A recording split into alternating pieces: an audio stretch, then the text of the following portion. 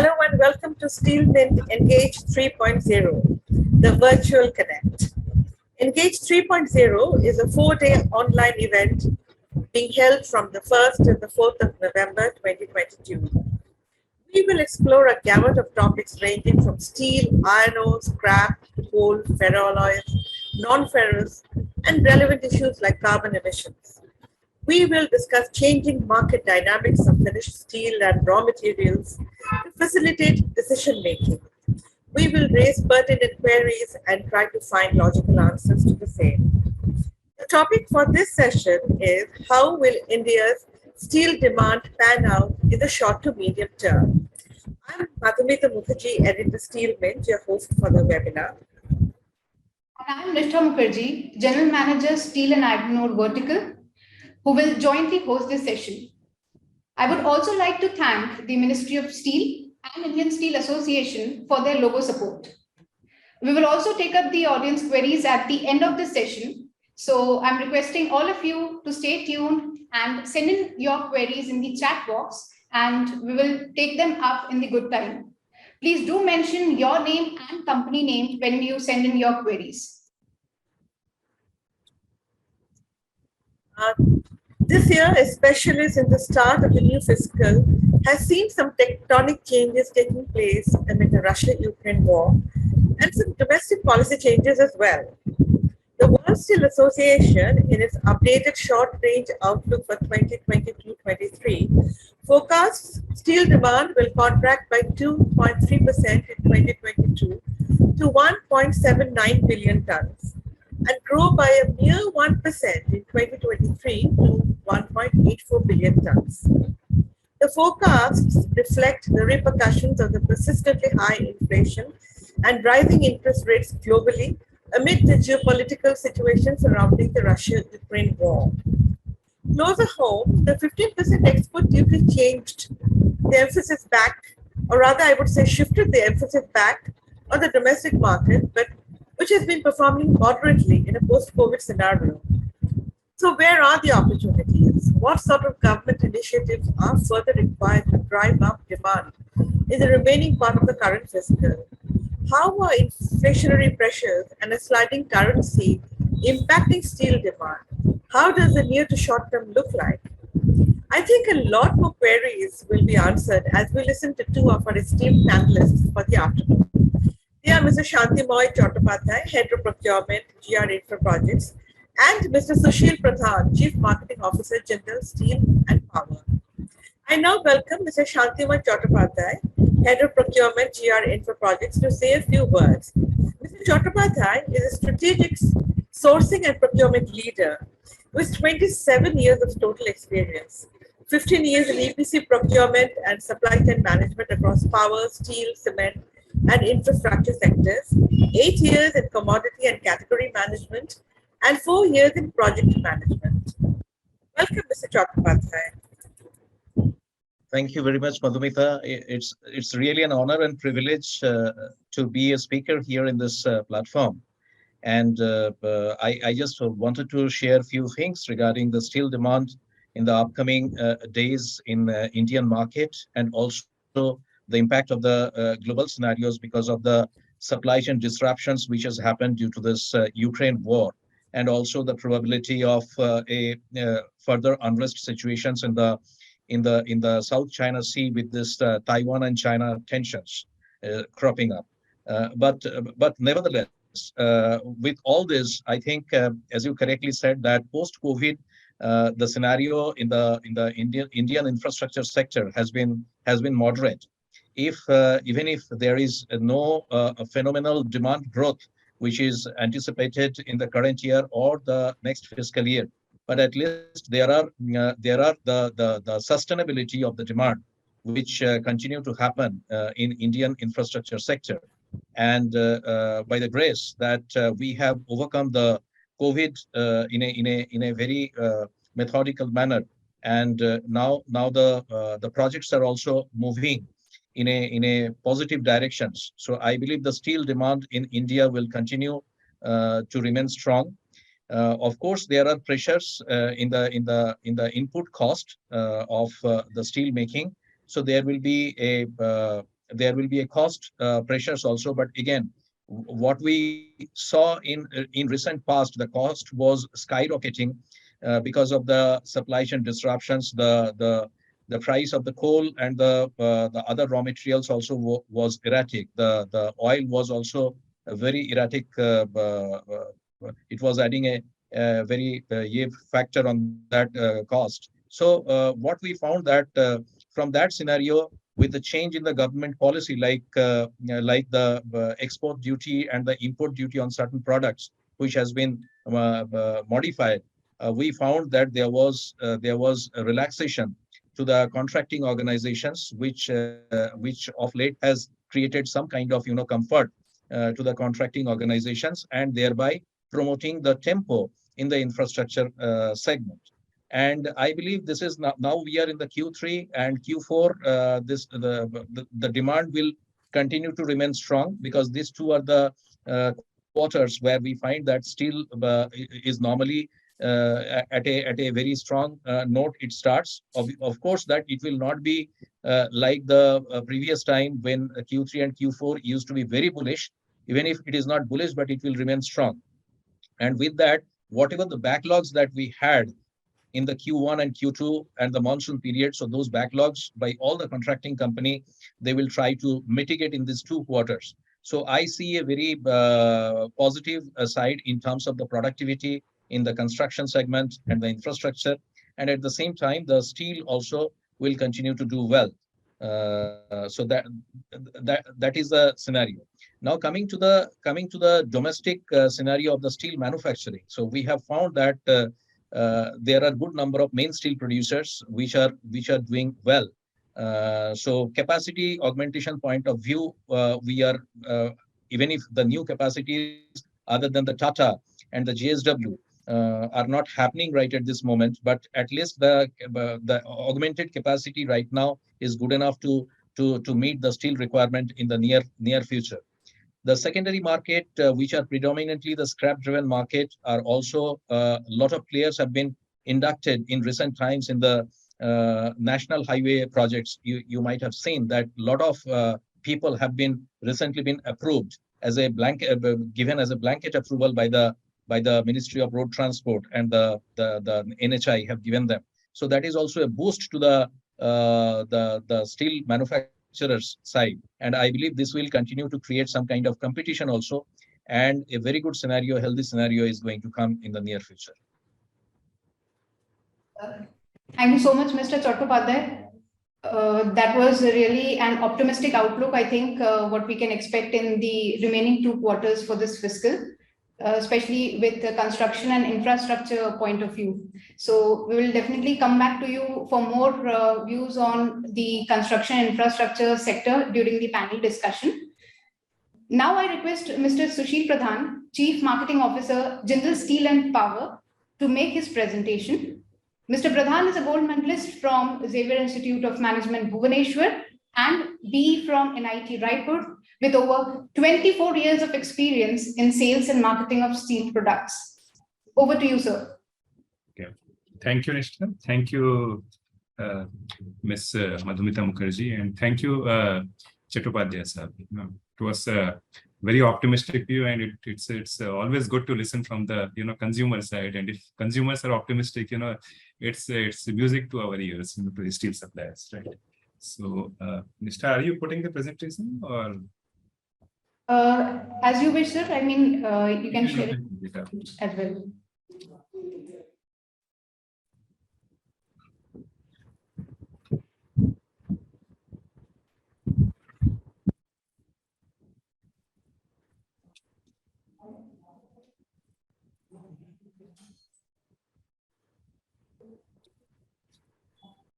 So while the presentation is being put up, it's a brief presentation. It basically talks about there are some historical data which we are speaking, and then what are the factors which may impact the demand in the coming quarters, or in the short term, or in the medium term, in the long term. See, this time, is it taking time, or should I put it down? Yes, sir. Will it be possible for you to share it? I will see this.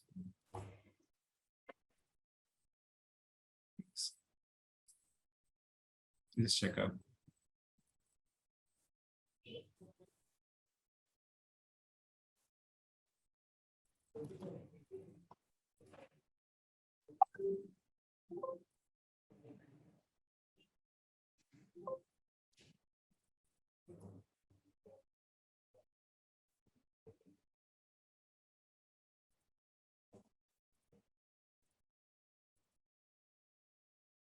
Sir, it has opened at my end, so Okay. Yeah, do it? Yeah. I hope it is visible. it is. You can put the full screen as Yes.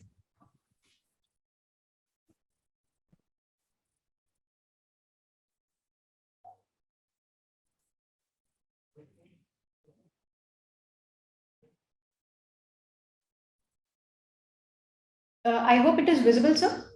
It is visible, but it is not opened up. Yeah, only the front page is there. Can you move ahead? Yeah, I think it's visible. Yeah, it is visible. So to start with, we will discuss about some historical data. Indian steel demand, as we all know, in the current scenario where the world steel demand is contracting, India is the only country where the demand growth is there. And 21 to 22, we are now 120 million tons was the last year production, and the consumption was 106 million tons, close to 106 million tons. We are now the second largest producer as well as consumer of steel in the world. Last year, if you look at the demand growth and if you look at the import and export data, import has gradually came down over the years and export has picked up post-COVID. So we'll talk of the export briefly later on, but there's a scenario. So India is the only bright spot among the world where the steel demand as well as the GDP demand is intact, right? Just move ahead.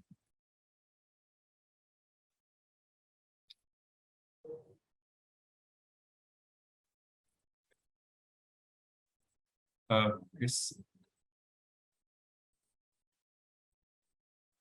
not moving, Nishtha, or It's although it's reflecting at my end, sir. I mean, it's the production and consumption chart that is being displayed. it is not appearing here. Okay, no. So if you look at the current financial year as well, India, in the first 6 months, the steel production has gone up by 6.1%, which is the last financial year, 61 million tons we produced steel. Consumption also has gone up by 11.5%. So the 5% gap, which was partly created by export duty, is consumed domestically. So there is whatever is steel. So we are historically at a higher level, the steel production as well as steel consumption level. So the question which many of you may have, what happened to the export duty, what happened to the steel players post-export duty. So the robust demand generation domestically has more or less offset the negative impact of export duty. The national steel policy of the government talks of 300 million tons of steel production by 2030 and 160 kg per capita consumption, from the present level of 77 kg per capita consumption. So whatever policies we have put in, the government has put in, or whatever infrastructure, other sectors have aided the growth, so we are moving in the right direction if you look at this data. Next, please. Yeah. If you look at the global outlook, global economic growth in the first, from 2021, it has slowed down in this financial year, last financial year, and now we are expecting it to grow by only around 3.2% and 2.7% in 2023. But if you look at this data on the right-hand side, India is the only brightest spot where the GDP is growing by roughly around 6.8% is the IMF forecast for the current financial year, as well as for next financial year. Along with the GDP, the steel demand, the WSA forecast for the current year is that the steel demand will contract by around 2.3%, and it will be for this year less than 1.8 billion tons, after increasing by 2.8% in last financial year. In 2023, the steel demand will increase by roughly 1%, so 1.1814 million tons of steel. So there are a lot of factors which are affecting the steel demand. So India again remains the brightest spot among all the major economics, where the steel demand as well as the GDP demand is growing.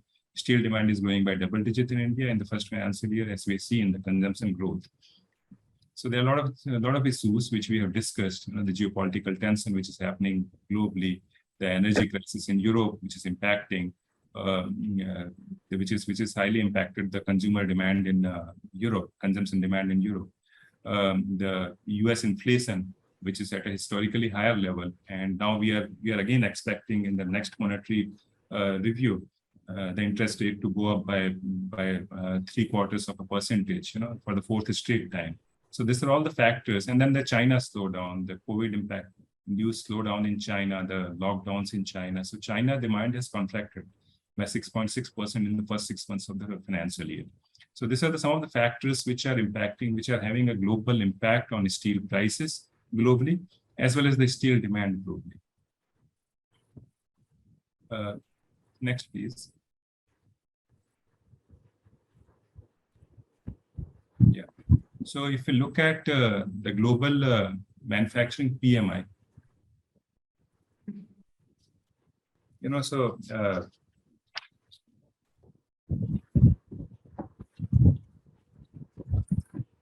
so if you look at the global manufacturing PMI, it is for the first time since June 2020, it has edged below the neutral 50 mark. However, Indian PMI remained at a historically high level of 55.1. So that talks a lot about the manufacturing growth which is happening in India, and there is it is expanded by 15 months in a row. So this is something which is not happening globally, but in India, the PMI also is expanding month after month for 15 months in a row. It was 15.62 in August. So the consumption demand, what we have seen in steel, is aided by this. With almost all major steel producing countries are experiencing contraction in production and demand, Indian steel demand is growing. A lot of factors which is impacting this. The GDP is in 2023 is expected to be more than 36.85 lakh crore, which is showing a growth, a huge growth. Industrial production rose by almost 12.7% in the first 6 months. Then government puts on capex and infrastructure in union budget. So infrastructure, the type of infrastructure spending more than 10 lakh crore, which government has committed in the union budget, which is now, so we are seeing the results of that.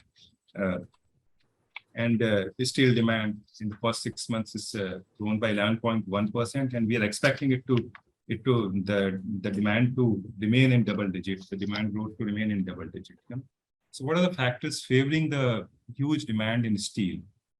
So infrastructure obviously is the biggest contribution. It contributes to 65 to 70% of steel demand, and the type of spending which we are seeing in infrastructure by the union government and by the state governments, which is impacting the steel demand. We are seeing the type of company like JSPL, who are predominantly into infrastructure space. We produce rebars, we produce heavy wider plates, we produce beams. So we are seeing the benefit of it. The demand book is we have never seen such a high level of demand book in our system. This is historically high level. The spending which we are seeing in the energy, the electricity generation. So government has recently, in a couple of weeks back, the Power Ministry has announced that the budget till 2023, they want to take the electricity generation capacity to 820 gigawatt from present 400 gigawatt.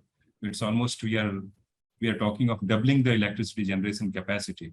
The huge focus on renewable from present level of less than 150 gigawatt to we want to take it to more than 500 gigawatt. So renewable energy, whatever spending is happening, this is adding to steel. Per megawatt of renewable energy like wind, generates a steel demand of more than 180 metric ton. So thermal if we put a thermal plant per megawatt will generate a steel demand of 150 metric tons. So these are all these are all increasing the demand of steel. Oil and gas, we are seeing there are a lot of electricity, the oil refining capacity in Panipat, or we are putting up a new refining capacity in Badmir. So these are, and then there are a lot of emphasis on oil and gas pipeline network in the country. Piped gas to home. We are seeing the type of emphasis which is put up by the government. And then on top of it, the network, the electricity transmission network. The budget of more than 3 lakh crore has been given to electricity transmission network. In transport infrastructure, if you look at roads, the NHAI budget for the current financial year is more than 1.34 lakh crores. Then the state government's budget is more than 60,000 crores. So almost 2 lakh crore budget has been put up for roads and bridges, the Bharatmala and Gati Shakti projects. Railways, the budget for this financial year is 2.35 lakh crore. The ports, waterways, the Sagarmala project, and then the airport connectivity, Udan scheme. Water and sanitation, if we talk of, there are huge emphasis on water pipeline project, the river linking project, the sanitation projects, water supply to every household, which Prime Minister keeps on speaking. So these are all very steel intensive projects, and this is all helping us to maintain the steel demand in the country. We are seeing a lot of social and commercial infrastructure build-up taking place, housing for all, smart city projects, or hospitals, telecom towers. The government has the budget is 85,000 crore to improve the communication networks in the current financial year. A lot of spending on data centers now we are seeing by the big players like Reliance, Adani's, and all. So these are again creating a lot of demand for steel. To top it all, government has put up a PLI scheme for import substitution and the Make in India scheme. And then DMI and SP policy in government procurement by the government, vehicle scrappage policy which government is recently announced. So all these things are helping us in maintaining the robust demand for steel. Next, please. However, there are some factors which may impact the steel demand in the coming days. The geopolitical tension, whatever is happening globally, the high inflation and interest rate. This may impact the consumer demand in the coming days. The policy risk globally, we are seeing the protectionism is on the rise.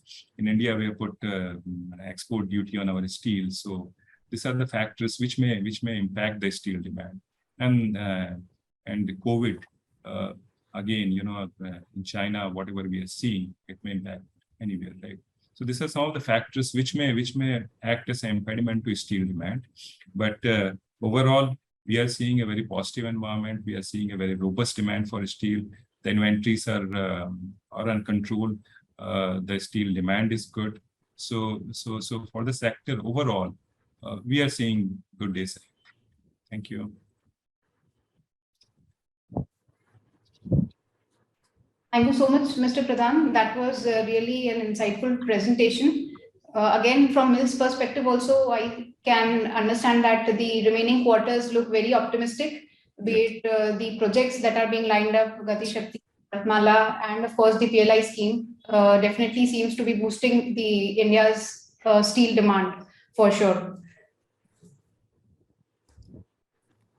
So now I think we can open the floor for the questions. And first question that I would like to ask Santima sir, that construction and infrastructure, which collectively contributes for about say 65 to 70% share in India's steel consumption. So how would you rate the demand scenario in Q1 and Q2 of FY23 and your expectation for the coming quarters of this fiscal?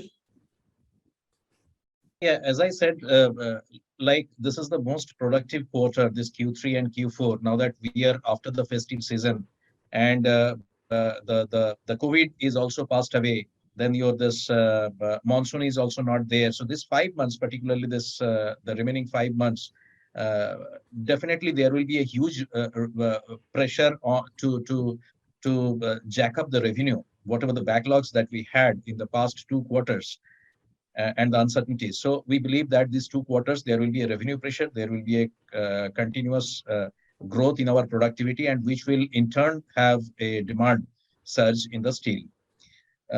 Obviously, this will not be very phenomenal, but this will continue to grow in the next 2 quarters. So now the projects, like as you correctly said, the roads and infrastructure projects will basically drive the show here, in which I believe that a lot of the packages are getting finalized, and we have also got plenty of productivity to fulfill in these 2 quarters. So the demand in the TMT, that means in the long products, and also in the flat products, particularly the HR coil, the plates, all these things are going to be strong in the next 2 quarters. As regards the price is concerned, obviously there will be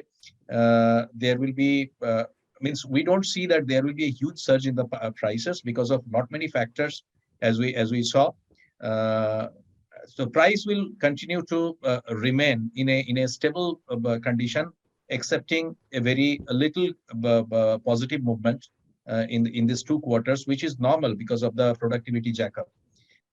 But from the construction viewpoint, from the contractor's point of view, I think these 2 quarters will be favorable quarters, and from the manufacturer side also, whatever the backlogs they had in the previous 2 quarters, they will definitely meet all those targets. And because from their side also the inventories are all exhausted, so that will create a positive movement in their sentiment also. Thank you. Mr. Shantimar, I want to ask you one question. I'll take up from where you left off. You said that Q3 and 4 will be good, but, well, they will not be as good as they usually traditionally are. Can you elaborate a bit on why? I mean, is it the impact of inflation and currency depreciation? I have another question with that, like what held back buyers in October, apart from the usual festive lull? I mean, was it again linked to inflation? If you could elaborate, sir. Yeah, definitely. The higher interest rate and the inflation is definitely a factor which will keep pressure on the manufacturers, and I believe that this will continue to keep the price under check, and also there are a boost from the ministry side also on the secondary producers. We should also keep the price under hold for the main producers under check, because there has to be a healthy competitions, and I believe that earlier days what used to happen, means there was a sharp discrimination between the primary and the secondary sectors. The blast furnace route used to be called as the primary sector, and the induction furnace and DRI route used to be called as the secondary sector. But now that anything that is produced out of the iron ore route is considered as a integrated steel and prime steel, like that. Obviously, we know what is the difference in the quality and all, but still, wherever for the non-critical applications and in the mass scale, wherever this secondary steel can meet the specific criteria, so the boost in the secondary segment, which is quite heavy, means today, if we consider that the size of the steel production is 106 million ton per annum, or 110-20 million ton per annum, a huge portion of that is also contributed by the secondary market. So the market is created for them. The project sector is going to buy from them also, and the competition will keep the price under check between of the primary also. So that is a good sign for the contracting firms like any like us, like L&T, so everybody. So that is the thing. Now, these 2 quarters, I believe that if the demand is there, but at the same time the price is under check, so the buying will be very healthy. So that gives a very positive movement in the supply chain management. So that is the thing. Now, the negative side on that, it is not as good as the other healthy years. What I said, like Q3 and Q4 normally remain very bullish in the other normal period, because of obvious reasons like this. Of course, we have come out of the COVID, but there are uncertainties due to geopolitical tensions. There are uncertainties due to, means there are a lot of complications which has happened, a lot of disruptions that we have seen of late. because of many such factors. So that will continue to be there, and which will keep the sentiment to be not very bullish, but something normal. All right. Next question for Mr. Pradhan. Like, sir, you mentioned in your presentation that somehow the export tax, the duty that was imposed, and the negative sentiments that prevailed were somehow, offset by the increase in domestic consumption. So, anything that you would like to elaborate on? How has it impacted the mills operating capacity? And is there anything else like natural gas price surge or any other factor that is impacting Indian mills? Yeah, so to continue with from where Mr. Chattopadhyay has left, the primary versus secondary. I will just discuss briefly the debate. With the cost increasing, with the energy cost increasing, today we are in a situation where thermal coal prices are as high as coking coal prices, and that has continued from last many months now. So on one way, the cost impact on the secondary mills is much higher than on the primary mill today, because of the thermal coal prices and the availability of thermal coal. In this country, we are seeing there is a shortage of thermal coal because of the power generation issues, and now, which of course post monsoon it should come down, but the cost of thermal coal is still very high. That is putting up a cost pressure on secondary mills. So today, I feel, that's my rough estimate, is that secondary mill costing may not be lower than a primary mill costing today. And that's putting that you have seen in last quarter's data, where secondary mill production has come down, whereas primary mill have maintained their capacities or they maintained their production levels. So the loss of production from the secondary mill has partially offset the demand growth, or the production capacities of the primary mills. The robust demand scenario which we have seen in the country, mainly added by infrastructure segment, also by automobiles. We are seeing the automobile demand has surged by mobile production has surged by around 17%. So that is helping us in partially offsetting the impact of export duty. Also, because of the good growth in demand in domestically, we are at least not as much impacted on the price front as it is happening globally. The China prices, what we are seeing, the type of corrections we have seen in China or in other parts of the globe. India, we have seen the correction, but it is more or less stable from last 4 to 6 weeks time. And it may remain so. So I agree with Mr. Chattopadhyay that the prices may not surge very high as it used to happen in Q3 and Q4 particularly. But it may remain stable. It may remain stable mainly because of the demand growth which we are seeing. Road and railways is one infrastructure segment, but then we are seeing huge spending in renewable energy. We are seeing huge spending on oil and gas sector. So these are some of the segments which may not consume TMT, but they consume higher width plates. They consume beams. They consume the heavy structures, So we are seeing very robust demand from these sectors. Also, whatever is happening globally, the supply chain disruptions, like in China, the steel production is contracted, or what happened in POSCO, South Korea, because of the floods there, and Russia-Ukraine supply disruptions. So these are also helping in a way to maintain the supply demand supply balance. Some of this so import has practically it was reduced, and so that also has helped us in maintaining the demand supply snap. I have a question for Mr. Chattopadhyay. We had some time back we had seen the price gap between PF and EF route players narrowing down. So how has the rebar purchase pattern been, I would say, the last few months? If you could tell us. Yeah, because yes, I understand this question as means the cost of I would say that yes, the cost of production for the primary players through the blast furnace route was higher, during that point of time, and there was a gap by around 4 to 5 rupees a kg. And naturally, that time the infrastructure segment, particularly the road infrastructure and all, where the secondary producers are also approved because they produce through the DRI and IF route. So there was a strong shift in procurement to the secondary producers for the non-critical application, obviously, because we never take chance for the load bearing structures and all. So there nobody takes the chances. But wherever in the mass scale for the non-critical applications, we can take chance. So the huge shift was there to the secondary producers. All the companies, contracting companies, had started buying from the secondary producers, and that created, and furthermore, the approvals from the NHI and the MoRTH was also very important, and that had created that kind of healthy scenario. And it had really created a huge pressure on the primary producers also, despite their the cost realization, so which was really tough.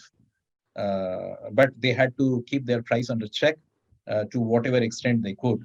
So our buying from the primary producers during that period was really less. So people were left and right buying from the tier 2 manufacturers from the IF route, and which has now been reduced because the gap has been almost zeroed down presently.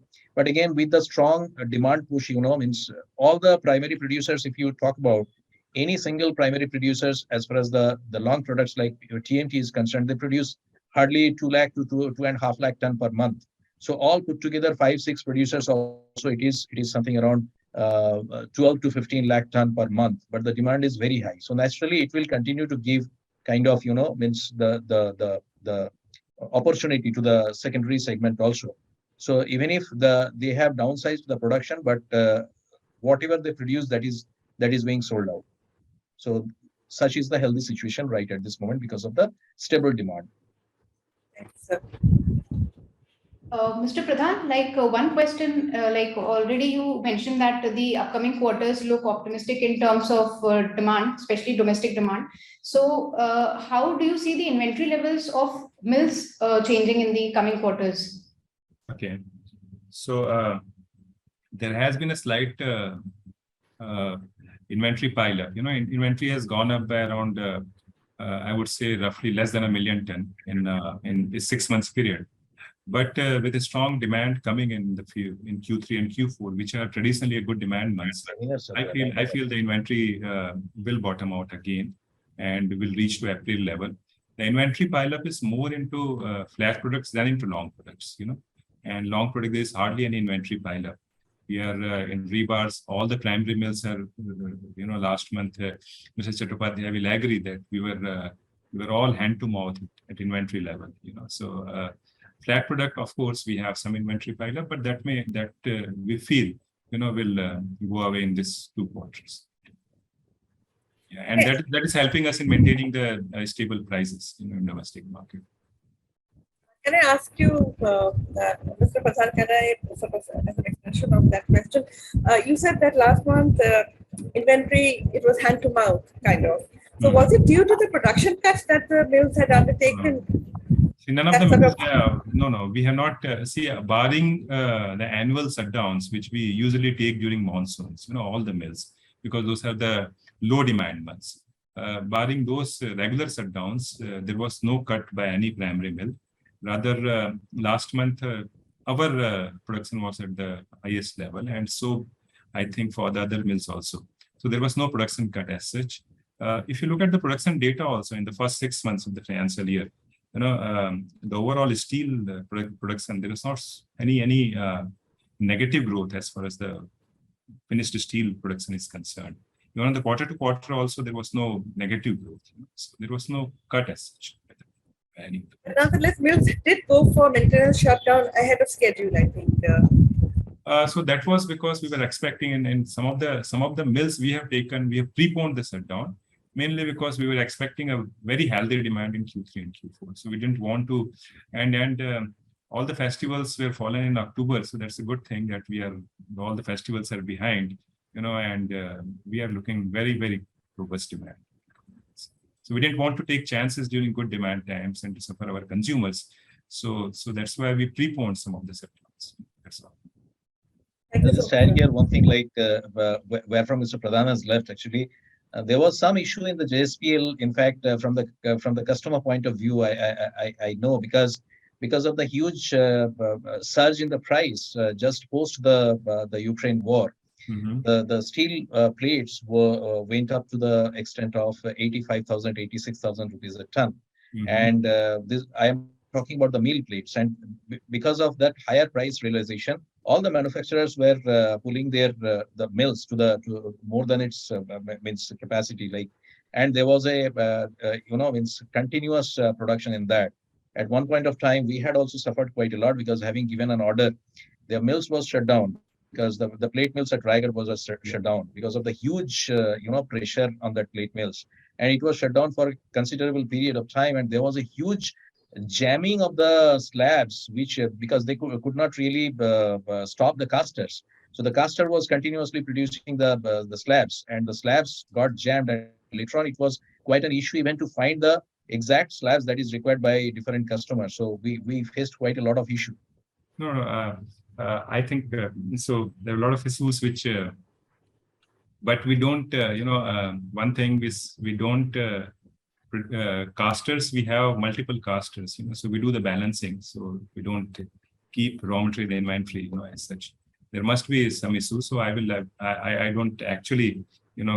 I can't comment on this right now. But then we had shutdowns, and some of them were. As I told.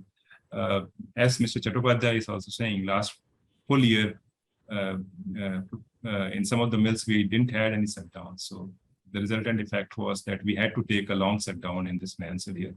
But we are behind all those shutdowns. And even after the shutdown, our production is higher than last financial year, the same period.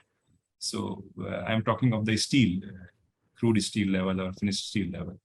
So we are maintaining the production. This financial year, we are looking at a number of something around 8.4, 8.5 million tons. And we are on target to achieve those numbers. Thank you so much, gentlemen. Now I think we can take audience queries. Quite a few have piled up actually. There's a question from an anonymous attendee. He wants to know, will the plant capacities as per NSP be able to come up to 300 million tons? While 200 million tons seems possible with announced plan, is 300 million tons possible? Also, will the demand be able to meet this plant supply or is saturated earlier? See, in the NSP, in the 300 million ton, the entire idea of 300 million ton was that India will become a manufacturing hub for the globe. So so whatever is happening in China, or the shift of manufacturing will take place from China. So that will add into creating a steel demand in the country, and also considerable part of this 300 million ton is meant for the exports. So if you look at the NSP carefully, close to 50 to 60 million ton export is envisaged in those national steel plan. Right now, we have an export duty because of the high inflation or because of the price, whatever is happening globally. But then that's a short-term thing. We feel in a quarter or two that will go away. And so 18 million tons was the export last financial year. If we maintain our domestic demand, if we maintain our domestic supplies after serving the domestic users, still we will have surplus capacity if we go as per our planned capacity expansion. Like we are doubling our capacity in a year's time, or in 1.5 years' time. From 8 million tons, we will become 16 million tons. The same others are doing. So the plan is on the way. We are all planning for 300 million tons. 240 million tons, 250 million tons will be the domestic consumption envisaged, and 50 to 60 million tons is the export in the national steel policy. Thank you. Since you did mention exports, there's a question on exports which I will loop in here. One attendee wants to know, what is your opinion on the export duty removal? And if I may add from my end, Mr. Pradhan, like what is the cumulative loss that the steel industry has been facing till date since the export tax the export tax was slapped from May end?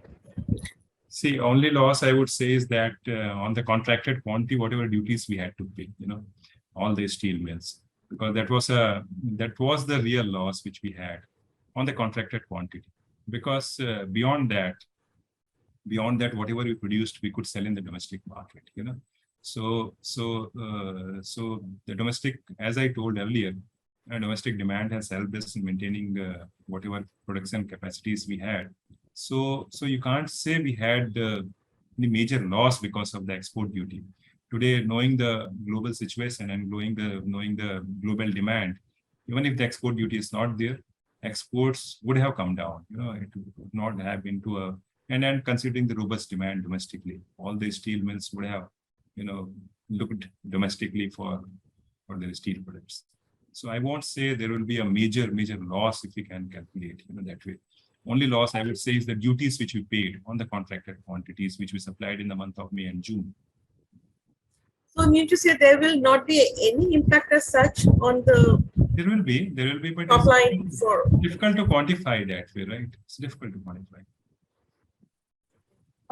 Next question for Mr. Chattopadhyay that I can see in the chat box is, how do you see the sectoral steel demand in India, specifically in automobile, appliances, and agriculture sector in 3 to 6 months horizon?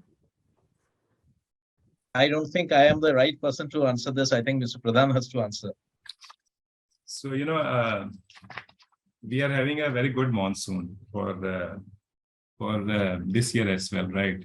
And I feel, a strong monsoon always helps us in creating demand in these sectors in India, And as such, the automobile demand is good. There is a big push on EV, electric vehicles as well, and the other white goods and appliances and the agricultural equipment sector.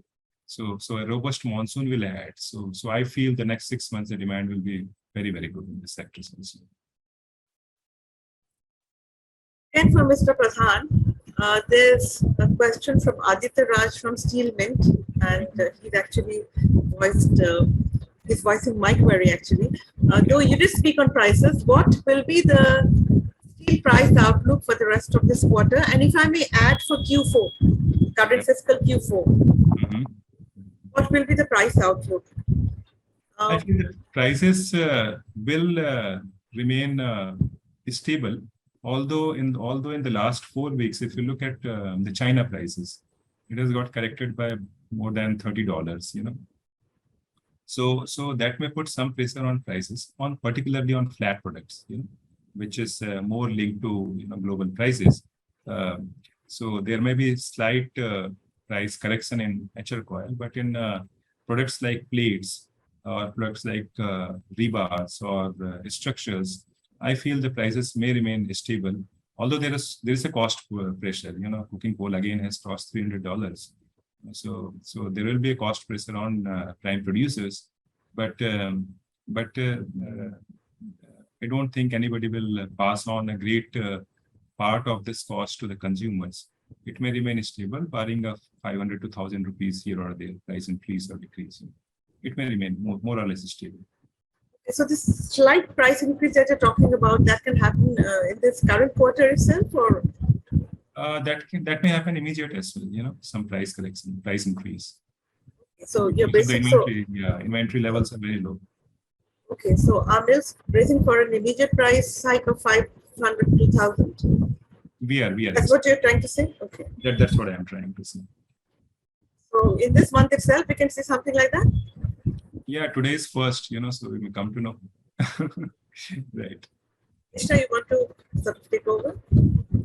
I think one question related to the construction infrastructure segment. Mr. Chattopadhyay, have you seen any impact or a severe impact due to inflation and currency depreciation on the ongoing projects or so? Not to that extent. I think I don't think there is any such thought right at this moment, because there is no impact on that.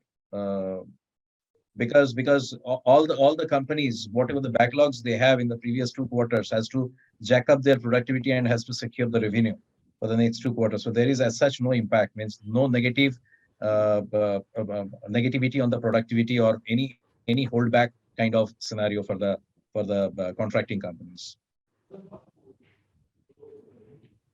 All right. Thank you so much. There's one question. How much is the demand from Europe for finished steel products? I mean, will it be, are you expecting, what is the outlook, if you could tell us?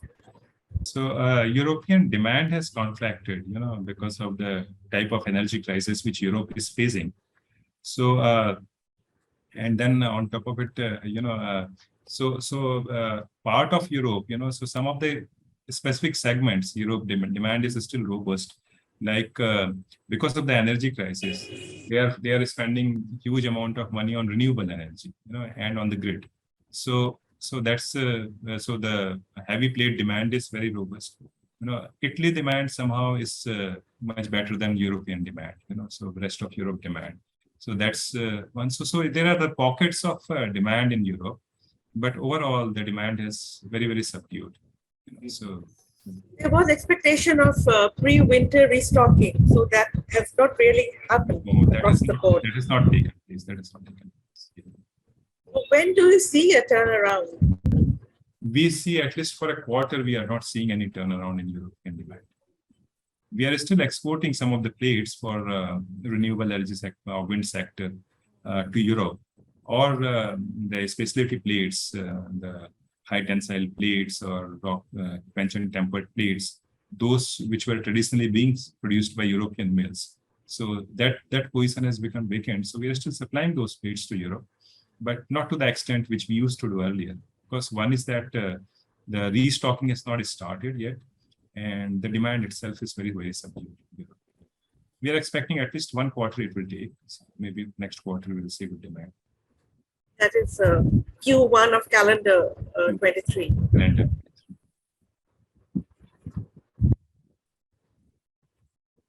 to Mr. Pradhan, how do you see exports panning out to other countries other than Europe, the current quarter and next quarter? See the prices, if you look at in other rest of the world as well, Southeast Asia, because the Chinese prices are very low. Today there is practically no difference between HR coil and a billet price. 520, 530 type of prices which we are seeing from China, FOB level.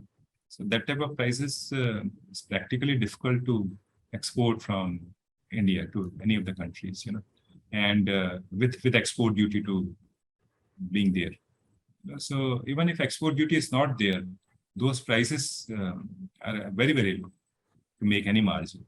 So we're not seeing any great supplies. Some of the supplies are there in some of the value-added grades or in boron grades. Some supplies are taking place, but not much quantity.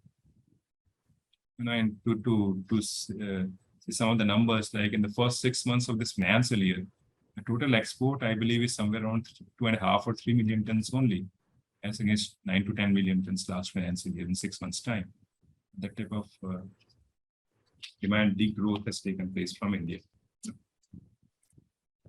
Okay, thank you to both the gentlemen. That is all we can accommodate in this session. And for those of you whose queries have remained unanswered, do write into us separately and we will get them answered by our esteemed panelists.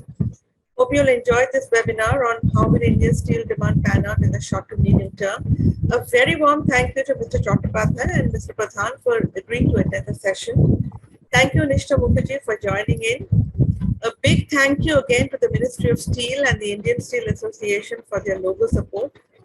Before we end, a reminder to our viewers to join us for the next webinar on concerns over coal exports to South Africa, which is to be held at 4:45 p.m. I'm Madhumita Mukherjee, Editor Steel Wing, signing out of this webinar.